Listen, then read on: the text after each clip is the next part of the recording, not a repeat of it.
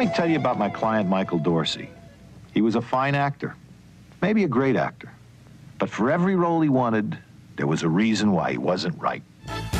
Sorry, you're too tall. I can be shorter. No, can't use you. Too short. Oh, I can be taller. Too moody. Next. Too old. Too stubborn. You're too much trouble. Too tough. Too temperamental. Too pushy. Too difficult. Michael, no one will hire you. Just watch me. But boy, did he show us. He auditioned for the female lead on a soap opera and became the hottest new actress in America. And you know what? No one knows his new identity, not even the girl he's madly in love with. Soon everyone will know that she's Dustin Hoffman and he's Tootsie.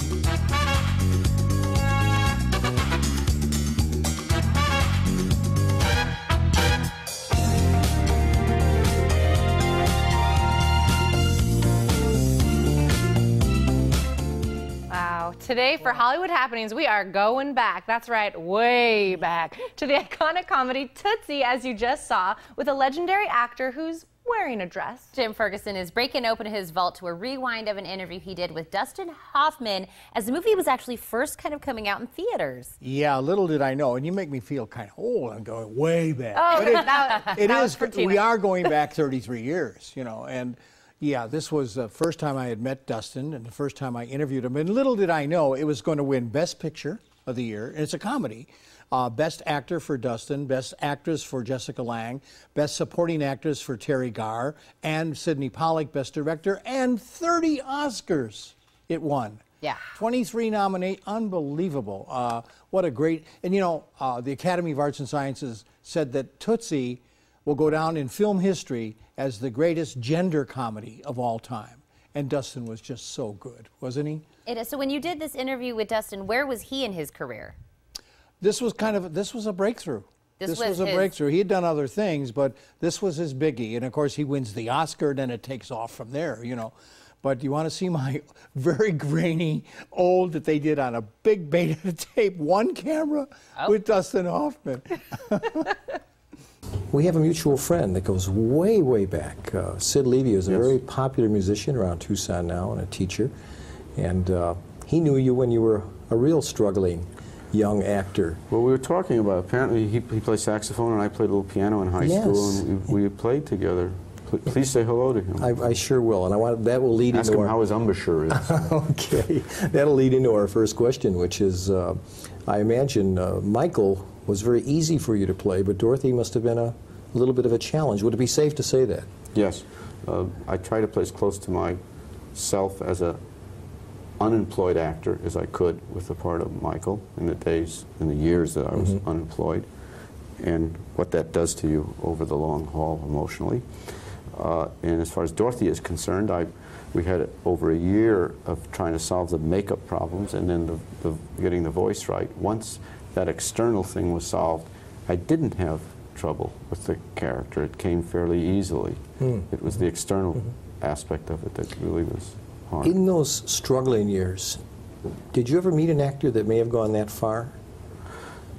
I don't know of any actor that did, but I know any actor that would have. I think of actors that see the film today, there's maybe 90% unemployment in my field. And if they knew that they could get a job that way, they'd be putting on a dress tomorrow morning. Actors will do anything to get work. I mean, we do. I mean, we play dinosaurs, tomatoes, you know.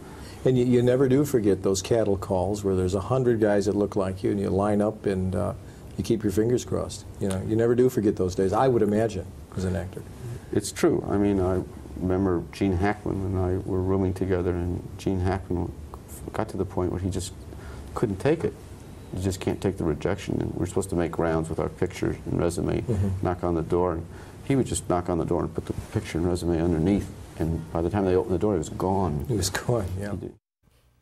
Wow. That is brings incredible. back a lot of memories, And of course, I've interviewed Dustin many, many times since then, you know, and he's always a pleasure, just like he was there, you know. Well, we love it when we get to kind of go back and see some old, you know, interviews that you did. And at that time, obviously, you didn't know that movie was going to be iconic. Oh, no. So it's so crazy to look I at had it no now. idea. Just another comedy, you know, Yeah. just another comedy. But thank you for going back with me. Oh, anytime, please. Yeah.